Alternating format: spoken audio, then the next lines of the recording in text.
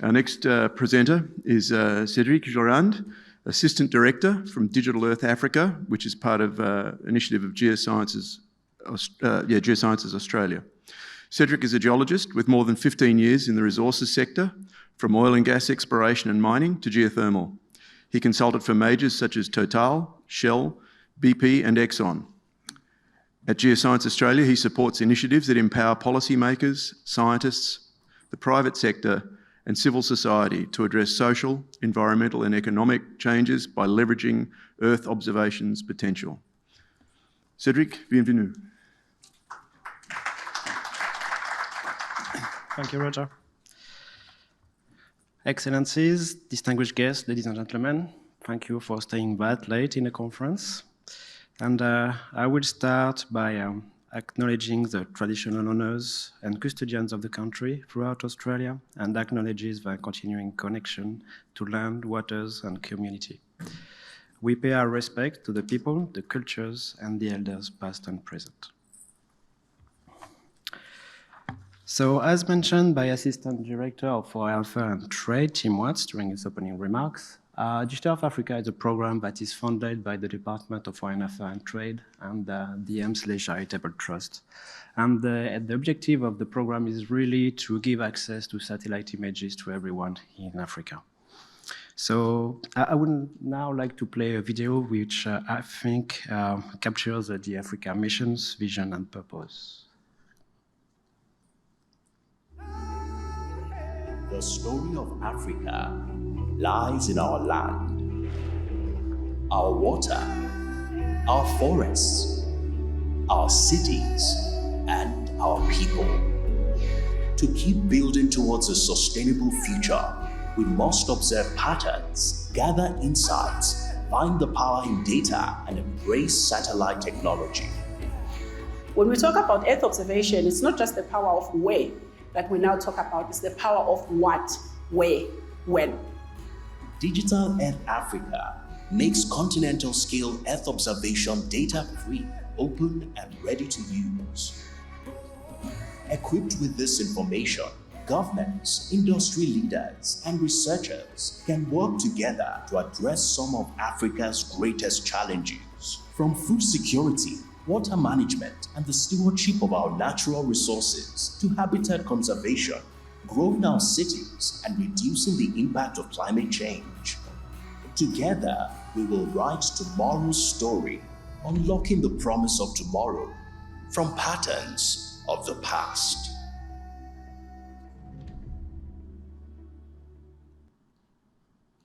So the objective of the program is really to provide a routine, reliable, and operational service for Earth observation so that governments, industry, communities, anyone can use this data set to make informed decisions. As you can see, you can use the Earth observation to deal with challenges around agriculture and food security. You can use Earth observation to deal with challenges with water resources and flood risks, and everything that you can see here is available on the platform for everyone. Land cover changes, urbanization, or coastal erosion. And today in this conference, I will focus on how you can use the Earth observation for supporting the resource ecosystem. So Digital Earth Africa is made possible through the world-leading Australian innovation and technology. So Geoscience Australia has developed a set of tools, open source codes, that can be used to deal with data sets like satellite imagery. What was the Australian Data Cube became the global Open Data Cube that is now fueling Digital Earth Australia and Digital Earth Africa. So through those different softwares and tools, you can access Earth observation, process Earth observation to extract the information that you need to make decisions. So despite it's born from Geoscience Australia, the aim of the program has always been to be African-led, African-owned since the beginning. So now from July 1, the program management office is now in Africa, and they make all the decisions from Pretoria. We are just here as advisors. So program leadership is in Africa. The program is supported by the governing groups and thriving partnerships. So the government framework is operational and effective, and we can count 8 members in the governing board, and you will see here very soon the picture of Minister of Ghana of Resources and Land, Mr. Janipo. The Technical Advisory Committee ensures that we are responsive to the African needs, so we're not making any decisions if there's no needs or a demand that is expressed by any countries or any communities. And we're working in Africa with 5 implementing partners in different countries that are supporting the capacity development, supporting the consultations with the ministries, with the communities in Africa, and we are supported very heavily by AWS and S3. So our impact, so what we wish this program will achieve is that the countries are empowered with Earth observation, so they can monitor what is happening about on the land, around water, around resources, human settlement, enabling them to make evidence-based decisions on what they can monitor. Lives are improved, so through the access to this information, so that empowers both community to make decisions. Development activities are more effective for the access of this information, and that support the digital transformation in the different countries. A report from the World Economic Forum has estimated that the benefit from this data set, satellite imagery to Africa, can be up to 2.7 billion between agriculture, productivity boosts, or related mining, and just for the accelerated growth of the Earth observation industry. So we operate according to a number of key principles. The data is free and open, interoperable. Anyone can access it, so it's removing the barrier to the use and filling the gap with the main gap that is access to data. This one is accessible to anyone through a browser, it's free, it's open. Operation services that cover the entire continent, so it's not just one country or one piece here, one piece there. It's covering the whole continent, including continental product that we are producing with the program. Accountability and transparency, so that means governance is through African stakeholders, African boards, African technology advisory committees, so we don't take any decisions on our side. And diversity and inclusions mean that we are harnessing the power of the diverse communities and fostering collaborations. So what we are doing, in effect, is that we are compiling all the data that are available from different satellites around the world, processing them, making them available in one location in Cape Town, and then we are proposing all the interfaces so you can use to access these data sets and the different products that we are producing. So far, we have developed more than 25 use cases around Africa, and we are proposing 100 tools that you can use to support different SDGs, support the land degradation, support water security, agriculture, food security, urbanization, and so on. Again, it's free, accessible to everyone. This is one of the interfaces where you can use and access the data sets, and you can easily compare 2 dates in different areas. Here is an interface that is a bit more complicated if you want to do more complex analysis using all the data sets that are available on the platform. So how can GE Africa and the Earth observation help the resource system? And from the communities, from the mining companies, the government, the research, all the different actors of the resource ecosystem. So I will present some slides that are just examples of what can be done. But before showing you what can be done, I would like to show you what is already done. So it's a small video that is coming from the United Nations, and you can find it on the United Nations website. Digital Earth Africa provides accurate and timely Earth observation data and services that enable deeper insights into how land, coasts, and populations are changing across Africa. This free and open information service has immense potential to improve official statistics on a wide range of topics. The Ghana Statistical Service is at the forefront of this data revolution, and is now integrating the non-traditional data and services provided by Digital Earth Africa to supplement their existing data sources and strengthen their analysis.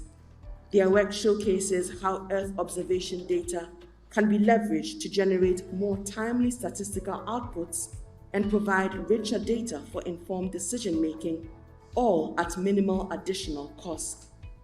The Ghana Statistical Service is now using Digital Earth Africa to support decision-making on a range of critical issues, including monitoring patterns of land use, land cover change, from urbanization to unregulated mining. But our work includes analyzing unregulated mining in the Apaprama Forest Reserve, which is one of the several forest reserves in Ghana, working in collaboration with the Environmental Protection Agency, EPA, in Ghana.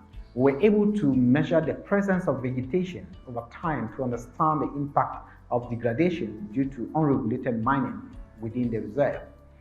Indeed, several areas that have suffered unregulated mining, gradually the forest is returning, growing more and more each year as these have been stopped in those areas.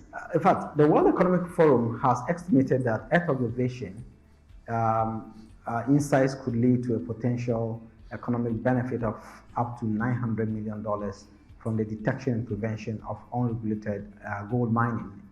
Digital Earth Africa's free and open data and services can also strengthen the commercial sector. And this has recently been demonstrated by organizations like the Big Data Ghana that demonstrate that Earth observation data can be used to produce commercially viable solutions and inform better decisions. Developing the institutional capacity for both government and the private sector is key to effectively harnessing these new innovative approaches. And this is what Digital Earth Africa offers. Now, Digital Earth Africa provides a range of decision-ready analysis tools that enable users to reuse and adapt algorithms to rapidly analyze large volumes of data, which otherwise we would not be able to analyze. And it offers a clear pathway for analysts and more senior decision makers to easily use these tools for specific needs, including free access to a multilingual training platform and a growing virtual community of users. Digital Earth Africa provides not just the data, but a range of support services for all its users. But the learning platform is a hub for users from different backgrounds and entry levels to learn how to use the platform and the tools to explore their local areas, their country, or other parts of the continent that they are interested in. They can learn new skills in using Earth observation, in coding, and understand the tools available to make data analysis easier. In fact, Digital Earth Africa aims to support users of the platform across the continent and the world at large on how these resources can help us leapfrog the processes of development. Digital Earth Africa is made possible by utilizing world-leading data and innovation, along with years of experience in Earth observation. It is supported by a network of international partners. Working with the African government and innovative organizations such as the Ghana Statistical Service and Big Data Ghana, we can demonstrate the power of data-driven decision-making and unlock the promise of tomorrow from the patterns of the past. So as you can see, this tool is already used in the mining sector, if you wish. And this is an example that what was in the video, where you can see the land degradation that is due to irregulated mining. So you can use this tool for effective governance of resource extraction, so better detection, monitoring, and governance and control on unregulated mining. Everything can lead to a lot of money in economic damages, and you can limit the negative environmental impact there. You can also use this tool as a transparent, independent, authoritative source for compliance and approval. So that means that the government and the industry can use this data set to follow what is happening on the site and make sure that everybody is on the same page. You can also use this tool as an historical baselining. So that means that, for example, here from 1990 to 2019, see what is happening on the site when you are constructing a development site, an extraction site. So this is vegetation evolution through time. And on the platform, you can very quickly make a difference between 2 times and see what's new, what happened, what was the change, what was intended or not intended. And if you are using S3 ecosystems, so ArcMap, ArcGIS, you can access this data through this platform very easily because we're distributing that through web services. And to support the exploration also, so profiting from the experience from Australia, what you can do is use this data set so you can see the soil and try to build machine learning model that can tell you, okay, this lithology, I can see it here. Where can it be? Over in other places in the area. So those are just examples of what you can do, but also you can use that for environmental, social, and governance or ESG, so that you can report on the environmental changes around your areas. So very quickly, we are demand-driven. So if you're interested in a product, in some use cases, in working with us, some ideas, or how we can support the mining industry, or how we can support the governments following the environmental changes, please come and see us. It is possible. It's done. We just need to hear about all of you, about the use of this platform. This has been done in Australia. That's the same infrastructure. We can do it for Africa. Thank you very much.